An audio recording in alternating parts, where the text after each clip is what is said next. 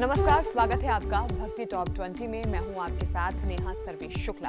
आइए आपको बताते हैं धर्म और आध्यात्म जगत से जुड़ी हुई 20 बड़ी खबरें। आज पूरे देश में मनाया जा रहा है मकर संक्रांति का त्योहार। सूर्य ग्रह के मकर राशि में प्रवेश करने के कारण मकर संक्रांति का पर्व मनाया जाता है। कहा जाता है कि इस दिन गंगा स्नान और दान करने से अक्षय पुण्य की प्राप्ति होती है। हरिद्वार स्थित गायत्री तीर्थ शांति कुंज में राष्ट्रीय युवा दिवस पर युवा संगोष्ठी कार्यक्रम का आयोजन किया गया। इसमें अखिल विश्व गायत्री परिवार के प्रमुख श्रद्धेय डॉक्टर प्रणव पांड्या जी और देव संस्कृति विश्वविद्यालय के प्रति कुलपति डॉक्टर चिन्मय पांड्या जी ने युवाओं को विशेष मार्गदर्शन दिया। हरिद्वार के कनखल में स्थित श्री जगत गुरु आश्रम में निरंजनी पीठाधीश्वर आचार्य महामंडलेश्वर श्री श्री 1008 स्वामी श्री कैलाशानंद गिरी जी महाराज का जन्मोत्सव और प्रथम संन्यास दीक्षा समारोह के उपलक्ष्य में भव्य कार्यक्रम का आयोजन हुआ। इस अवसर पर जूना पीठाधीश्वर आचार्य महामंडलेश्वर श्री अवधेशानंद गिरी जी महाराज और पूज्य चिदानंद मुनि जी महाराज के साथ अन्य गणमान्य लोग भी शामिल हुए।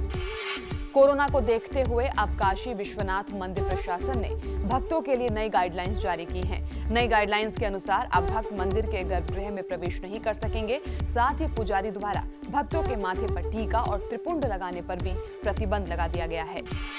उज्जैन महाकालेश्वर मंदिर के नए अन्न क्षेत्र यानी कि भोजनालय का आज भूमि पूजन होगा। इस अन्न क्षेत्र में 1500 भक्त एक साथ बैठकर भोजन कर सकेंगे। इंदौर की एक संस्था इस भवन का निर्माण करा रही है। नया अन्न क्षेत्र बन जाने से दर्शन के लिए आने वाले भक्तों को शुद्ध सात्विक भोजन की सुविधा मिलेगी। प्रसिद्ध शक्तिपीठ श्री नैना देवी मंदिर के पास ग्लास स्काई ब्रिज यानी शीशे का पुल बनाया जाएगा। देश में इस तरह का ये दूसरा आकर्षक ब्रिज होगा। इसके लिए मंदिर न्यास की तरफ से 5 करोड़ 9 लाख रुपए का बजट भी प्रस्तावित कर दिया गया है। रेलवे द्वारा माघ मेले में आने वाले श्रद्धालुओं के लिए स्पेशल ट्रेन चलाई जा रही हैं। श्रद्धालुओं की सहूलियत को देखते हुए रेलवे ने स्पेशल ट्रेनों का टाइम टेबल भी जारी कर दिया है। आप रेलवे की वेबसाइट या हेल्पलाइन नंबर पर फोन करके इन ट्रेनों की जानकारी ले सकते हैं। अयोध्या में दशरथ गद्दी में लेटे हुए हनुमान जी की विशालकाय मूर्ति को 29 साल बाद भव्य मंदिर मिलने जा रहा है। अब रामलला के हनुमान जी 108 फीट ऊंचे मंदिर में विराजमान होंगे।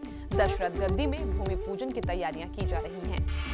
23 जनवरी से वृंदावन में ठाकुर श्री प्रियाकांतजू के छठे पाटोत्सव के उपलक्ष्य में पूज्य देवकीनंदन ठाकुर जी महाराज के श्रीमुख से 84 कोस ब्रज दर्शन यात्रा और श्रीमद् भागवत कथा का आयोजन किया जाएगा। 29 जनवरी तक चलने वाली इस कथा में महाराज जी लोगों को प्रभु भक्ति के मार्ग पर चलने की प्रेरणा देंगे। दिल्ली में 17 से 23 जनवरी तक विश्व जागृति मिशन द्वारा ज्ञान भक्ति सत्संग कार्यक्रम का ऑनलाइन आयोजन किया जा रहा है। पूज्य सुधांशु जी महाराज के मार्गदर्शन में होने वाले इस कार्यक्रम में लोगों की भक्ति भावना को जागृत करने का प्रयास होगा। हरियाणा के होडल में पूज्या देवी चित्रलेखा जी के श्रीमुख से आरंभ हुई श्री राधा चरितमृत कथा। 19 जनवरी तक चलने वाली इस कथा में वो भक्ति के मार्ग को प्रशस्त करने का करेंगे प्रयास। मथुरा स्थित द्वारकाधीश मंदिर में चरणामृत प्रसाद वितरण और परिक्रमा पर रोक लगा दी गई है। ऐसा कोरोना के लगातार बढ़ते मामलों को देखते हुए किया गया है। पूज्य श्री भूपेंद्र भाई पंड्या जी के श्रीमुख से मुंबई महाराष्ट्र में आयोजित श्री विष्णु सहस्त्रनाम कार्यक्रम का 16 से 22 जनवरी सुबह 10 बजे से विशेष प्रसारण देखिए संस्कार यूके और यूरोप स्काई चैनल नंबर 725 पर।